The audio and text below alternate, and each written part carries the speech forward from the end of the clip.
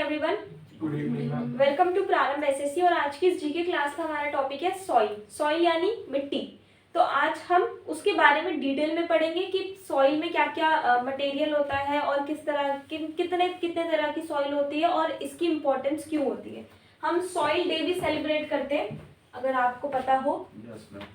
तो soil the foundation of life, जो जिंदगी हमारी बनती है मिट्टी से ही शुरू होती है। It is a complex and dynamic entity that plays a vital role in sustaining our planet's ecosystem and supporting human civilization. It is foundation upon which plants grow, providing them with essential nutrients and water. Soil also serve as a crucial filter, purifying water and filtering pollutants. In this presentation, we will delve into the fascinating world of soil, exploring its composition, formation, types and importance. देखो, सबसे पहले हम समझते हैं soil composition. Soil composition क्या होता है? Mineral particles, soil composition में आ जाता है mineral particles, organic matter, air and water. ठीक है। Soil consist primarily of mineral particles which are derived from the breakdown of rocks and minerals. जो rocks और मिनरल्स होते हैं वो जब ऐसे ब्रेक डाउन टूटते हैं तो एक कण को, उसको हम सॉइल बोलते हैं। These particles are classified based on their size. जो वो पार्टिकल्स हैं उनको उनके साइज के अकॉर्डिंग हमने क्लासीफाई कर दिया। With sand being the largest, followed by silt and clay being the smallest. जो लार्जेस्ट है उसका जो पार्टिकल लार्जेस्ट है उसको सिल्ट बोला जाता है और जो छोटा बिल्कुल छोटा है उसको क्ले बोला जाता है। The proportion of these particles determines the soil texture. तो कितने पार्टिकल यानी स्मॉलेस्ट का कितना है, लार्जेस्ट का कितना है, उसके मिक्सचर को हम सॉइल बोल रहे हैं, लेकिन वो डिपेंड करता है उसका टेक्सचर। अगर बड़े वाले यानी सिल्ट का यूज है तो सॉइल का टेक्सचर वैसा ही रहेगा, और पतला है तो फिर वो सॉइल का टेक्सचर वैसे ही रहेगा। Organic matter is composed of decaying plants and animal matter which provides nutrients to the soil and improves its structure. Humus, a stable form of organic matter, is crucial for soil fertility and water retention. Soil also contain air and water which are essential for plant growth. Soil में air और water भी होती है। ठीक है। Air is necessary for root respiration, जो root की respiration, roots को जो सांस ले रही है जड़ें, वो कहाँ से ले रही है? एयर से ले रही है। While water provides hydration, और जो वाटर है वो हाइड्रेशन प्रोवाइड करता है पूरे प्लांट को। एंड ट्रांसपोर्ट न्यूट्रिएंट्स, और जो न्यूट्रिएंट्स होते हैं मिट्टी से वो न्यूट्रिएंट्स को खींच के अपने पौधे को देता है। The ratio of air to water influence soils creation and drainage. Soil बनती कैसे है? सॉइल फॉर्मेशन प्रोसेस क्या है? Soil formation process, weathering, the process of breaking down rocks, बड़े बड़े पत्थर है, ठीक है, and minerals into smaller particles is called weathering. तो जब उससे ब्रेक डाउन होता है, जब वो बड़े बड़े पत्थर छोटे छोटे कणों में टूटते हैं तो उसको हम वेदरिंग बोलते हैं इंग्लिश में। Physical weathering caused by factors. Physical weathering कैसे हो सकती है? जैसे टेम्परेचर बदल रहा है, ठीक है, ब्रेक रॉक्स मैकेनिकली भी हम खुद मशीन से अगर उसको कट कर रहे हैं। केमिकल वेदरिंग, जैसे कि chemical reaction that alter the composition of rocks, कोई केमिकल रिएक्शन हो रहा है सॉइल के साथ तो उससे भी फर्क पड़ता है। फिर सेकंड पर आता है इरोजन, नंबर 2 पे आता है इरोजन।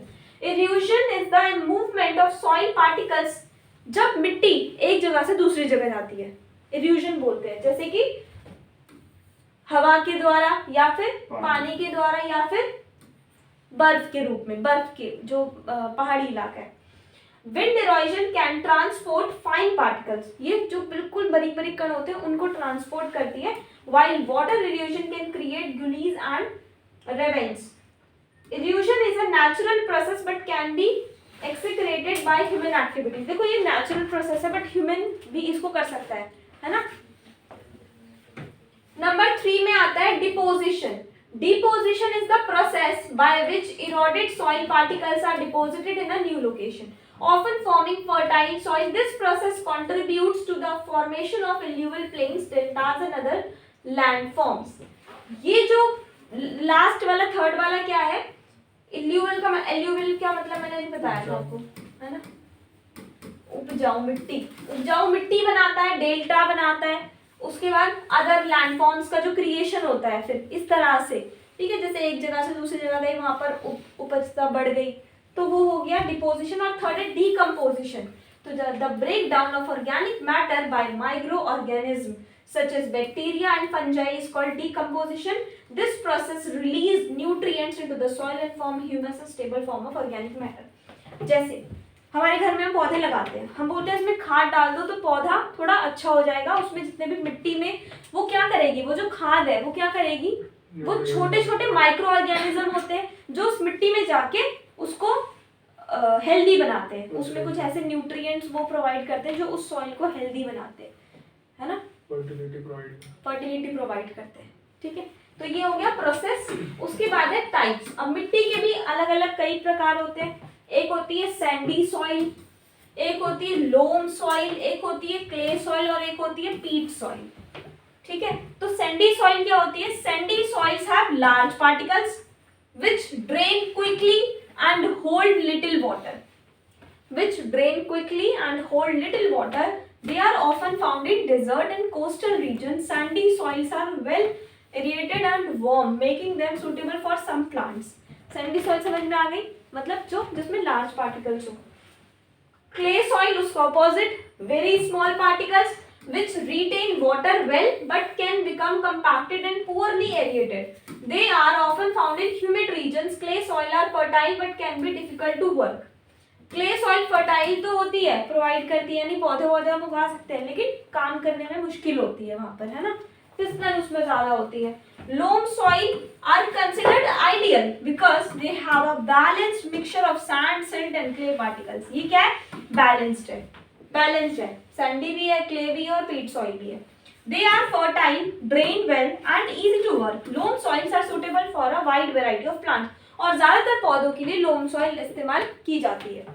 पीट soil are composed primarily or partially decomposed organic matter forming a spongy acidic soil.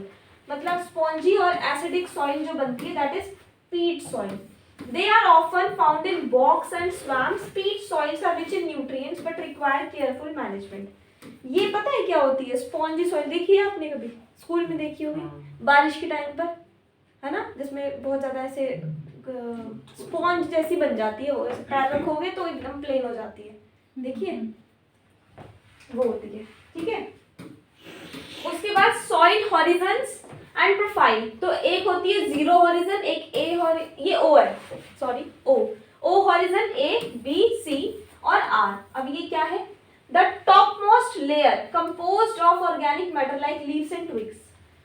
मिट्टी है, अलग अलग लेयर होती है, तो मिट्टी की अलग अलग लेयर को अलग अलग नाम दे दिया। सबसे जो नीचे वाली है bedrock, unweathered and solid rock होती है सबसे नीचे वाली। उसके बाद parent materials less developed and less fertile. उसके बाद आ जाएगी containing less organic matter but more clay and mineral, इस वाले पोर्शन पे। और उसके ऊपर टॉप सॉइल है जिसमें ऑर्गेनिक मैटर रिच होता है, मिनरल्स एंड न्यूट्रिएंट्स होते हैं। और बिल्कुल टॉप वाली जिसमें जैसे पत्तियां वगैरह गिरती हैं तो वो जो ऊपर वाली लेयरिंग बना देती है वो। तो इसीलिए आपने देखा होगा जब खेती करते हैं तो यहाँ तक मतलब खुदाई करते हैं हम, ताकि जो ऊपर वाला वेस्ट पार्ट है वो हट जाए, है ना, खुदाई करके फिर इवन हम लोग भी अगर घर पे पौधा लगाया हुआ है तो कुछ टाइम के बाद वो ऐसे प्लेन हो जाता है पानी डालते डालते, तो उसको ठीक करते हैं ताकि ये जो लेयर है ये मिक्स हो जाए। सॉइल फर्टिलिटी और न्यूट्रिएंट्स की बात करें तो इसमें नाइट्रोजन पाया जाता है, इसमें फोस्फोरस होता है, इसमें पोटेशियम होता है और कैल्शियम भी होता है। एसेंशियल नाइट्रोजन प्लांट की ग्रोथ और डेवलपमेंट के लिए जरूरी है, ये प्रोटीन सिंथेसिस के लिए इंपॉर्टेंट है, क्लोरोफिल प्रोडक्शन के लिए इंपॉर्टेंट है और ओवरऑल प्लांट विगर के लिए इंपॉर्टेंट है। फोस्फोरस क्या करता है, प्लांट को एनर्जी प्रोड्यूस करता है, रूट की ग्रोथ करता है, flowering and essential for seed development, जो बीज की जो उगते हैं उसके लिए इंपॉर्टेंट है। पोटेशियम वाटर रेगुलेशन करता है, डिजीज रेसिस्टेंस करता है, प्लांट को बचाता है और स्टेम्स को स्ट्रॉन्ग बनाता है, रूट्स को स्ट्रॉन्ग बनाता है। उसके बाद कैल्शियम क्या करता है, role in cell wall formation. आपने 10th क्लास में पढ़ा होगा प्लांट सेल, एनिमल सेल। तो प्लांट सेल की formation, root growth and disease resistance, it is essential for plant health and productivity. तो हमारी मिट्टी में जब इन सब चीजों की कमी होने लग जाती है तो फिर पौधा सूखने लगता है क्योंकि उसको प्रॉपर न्यूट्रिएंट नहीं मिल रहा। और वो सब कहाँ से मिलता है? पानी से मिलता है। पानी में ये सारे मिनरल्स होते हैं ना। Soil conservation and management. No-till farming. No-till farming is a method that minimizes soil disturbance, reducing erosion and preserving soil health. It involves planting crops directly the soil without tilling, leaves crop residues on the surface. Leaving crop residues on the surface. मिट्टी की सतह पर residues क्या होते हैं? बचा हुआ सामान, जो वेस्ट है, जो हम क्रॉप का जो वेस्ट पार्ट होता है उसको मिट्टी में ही नहीं छोड़ देना, उसको हटाना है। तो no till farming. Cover cropping. Cover crop are planted between cash crops to protect soil from erosion, improve soil fertility and surplus weeds.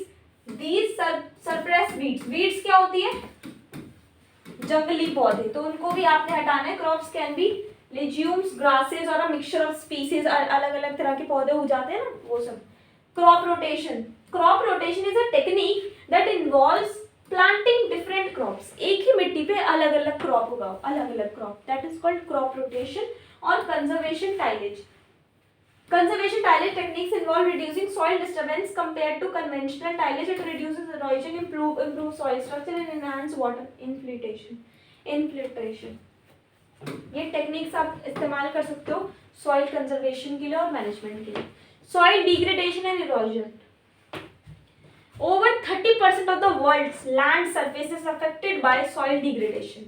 Degradation मतलब पानी नहीं है। Impacting food security, water quality and biodiversity, जो इन सब चीजों पे असर डालती है।